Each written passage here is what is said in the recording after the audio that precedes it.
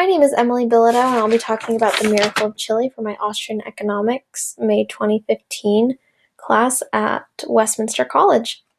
During the 1970s, Chile was experiencing chronic inflation, which reached highs of 140% per year. At this time, Chile was under the control of socialist President Salvador Allende, who implemented high protectionist barriers, which resulted in a lack of foreign exchange reserves and caused GDP to fall substantially.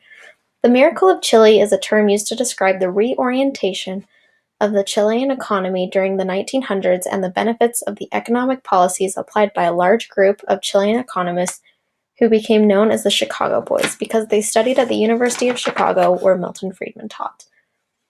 The economic reforms created by the Chicago Boys had three main objectives. First, liberalization. Second, privatization of state-owned companies. And third, stabilization of inflation. The reforms were implemented in three rounds. First, 1974 through 1983, second, 1985, and third, in 1990. First, the government allowed foreign investment and eliminated protectionist trade barriers. This forced Chilean businesses to compete with imports on an equal footing or to go out of business. The Minister of Finance for Chile decided on a pegged exchange rate of 39 pesos per dollar in 1979. He did this in order to bring Chile's chronic inflation to an end. Because the Chile peso inflation grew faster than the inflation of the US dollar, every year the Chilean buying power of foreign goods increased, which fueled the buying of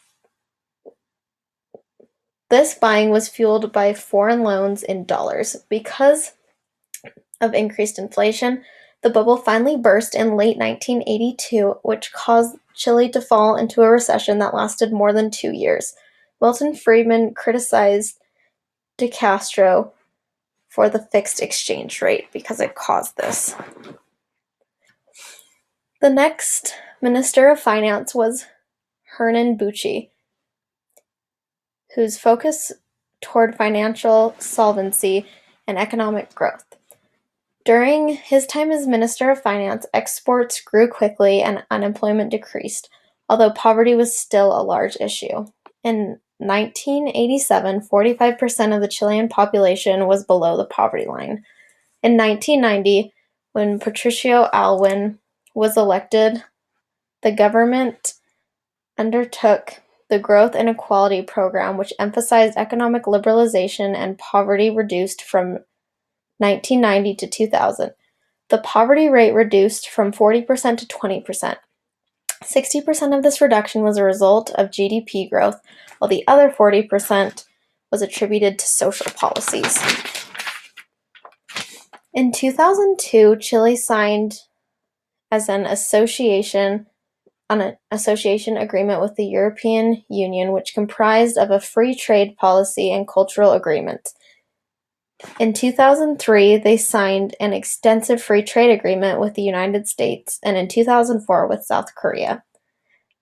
To continue the free trade strategy in 2006, President Bachelet made a free trade agreement with the People's Republic of China, which was the first Chinese trade agreement with a Latin American nation. Similar agreements with Japan and India were made in 2007, and in 2010, Chile was the first Latin American to own membership in the Organization of Economic Cooperation and Development, an organization restricted to only the world's richest countries.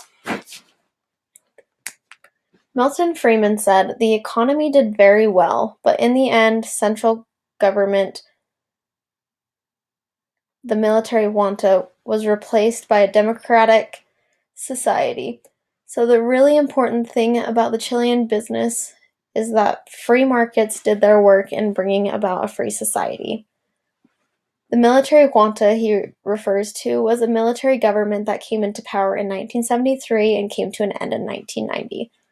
As a result of the miracle of Chile, Chileans live in a society of single-digit inflation and relatively low employment.